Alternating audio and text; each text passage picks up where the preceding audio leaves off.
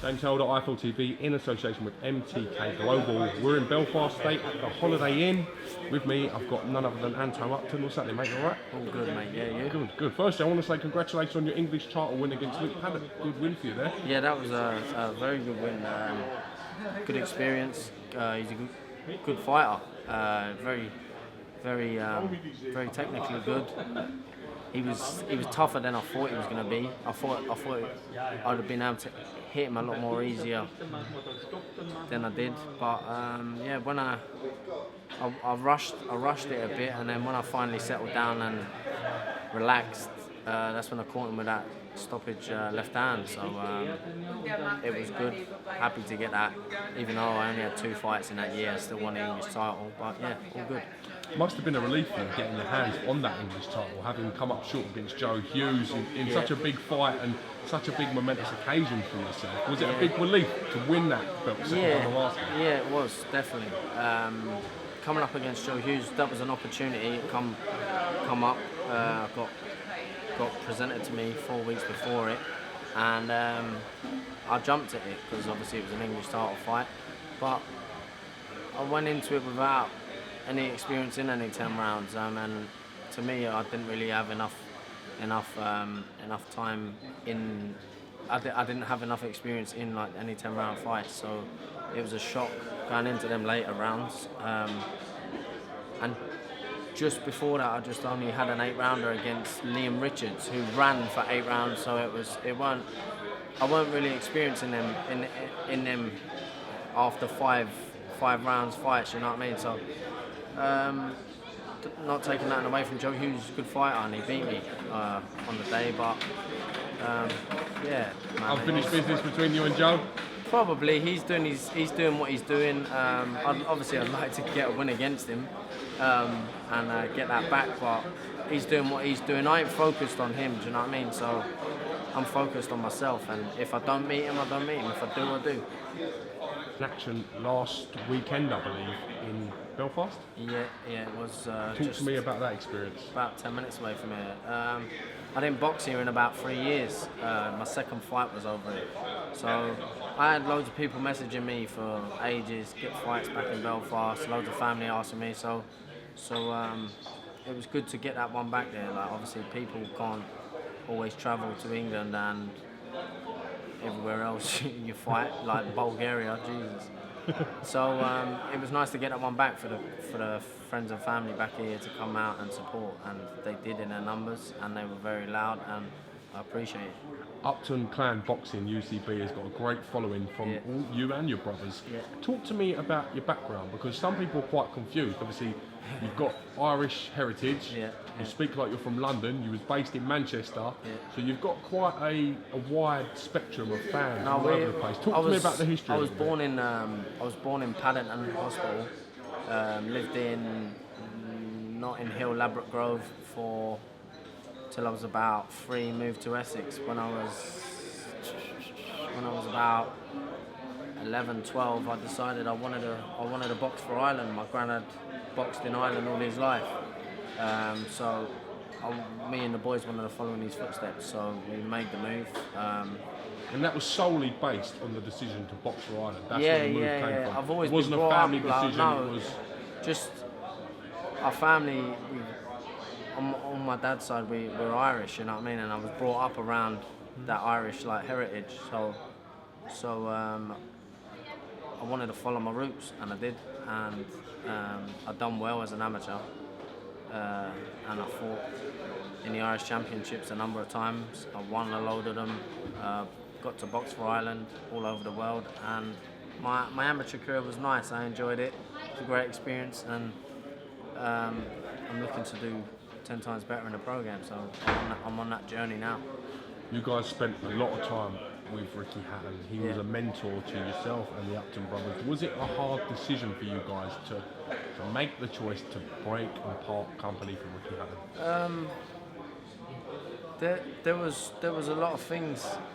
Like, I learned so much with Ricky. Like, he helped me out a lot, and he taught me so much. Obviously, he done what he done in the sport, so I learned a lot from him. He's a great guy. Like, but just some things weren't right leading up to my Luke Paddock fight.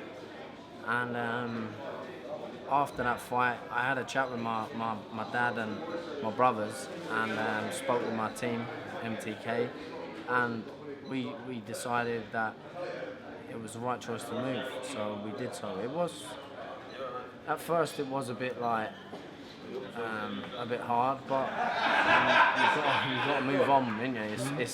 It's not about Ricky, it's about me, and I've got to do what's right for me, and at the time and still now, it's right. So here we are. Am I right in thinking you boys have settled with Barry Smith in London? How have you found that experience so far? Yeah, great. Like when I first left Ricky, I went on holiday to Lanzarote. I had a bit of time off with my family. I went to Lanzarote. I come back, started training with Barry and stuff, and I weren't really comfortable at the time. So I then had another little break. Went to New York, come back, started training again, and ever since that little break, it was nice. I just didn't think about boxing or anything. To come back now, I feel good. So training's great. He's a great trainer. He does everything with you, and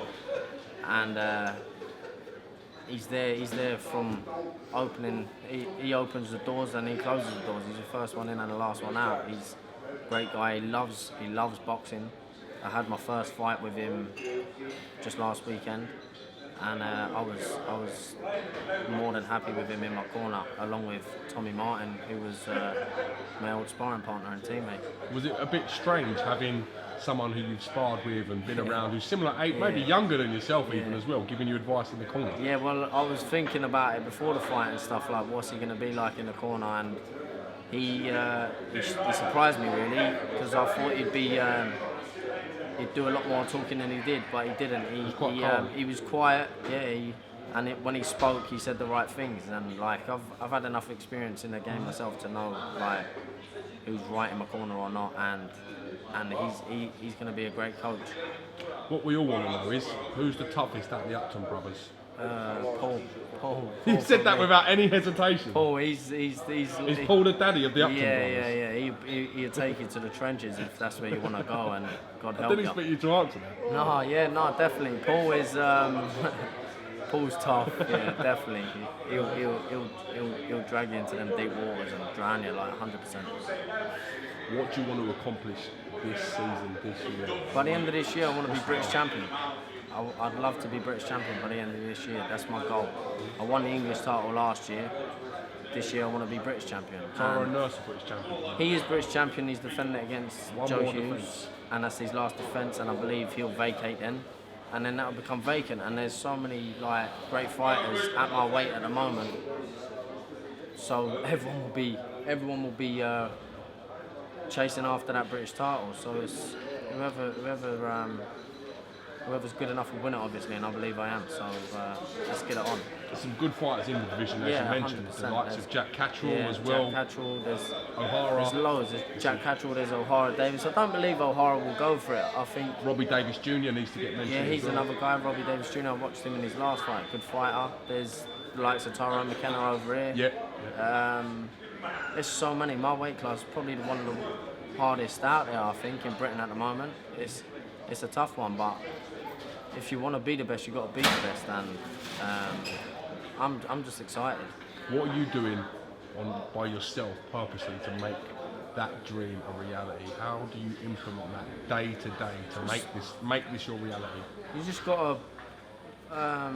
I sort of ain't really like. I don't really get into like any like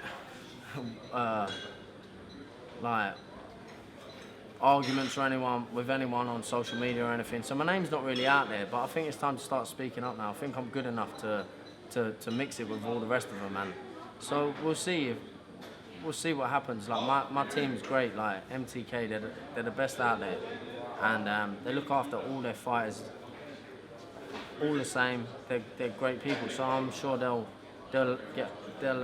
ring me soon enough, and it's just down to me to stay ready. So that's my goal for this year is to stay in the gym, stay ready, and wait for that phone call. When that phone call comes, I'll be ready and I'll take it with both hands. There's an old saying, closed mouths don't get fed. That's it. I say that a lot. You need to sometimes speak up say that a lot. things, otherwise sometimes the moment passes you by. When I'm talking, I always mail, like, I'm always talking and mailing different companies and stuff about sponsorship, because sponsorship's massive in boxing, and I always use that word. And I heard Conor McGregor saying it. That's where I heard it from. A closed mouth doesn't get fed. Conor must have listened to one of my conversations. That's it. More than likely. Checking us out. Yeah, definitely. So I think it's time to get it. Like, I want to get this work. So we'll see.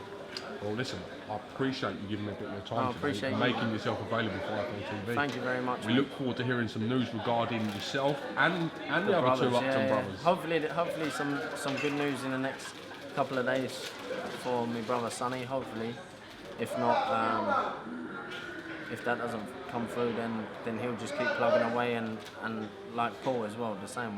We'll be ready for when that call comes.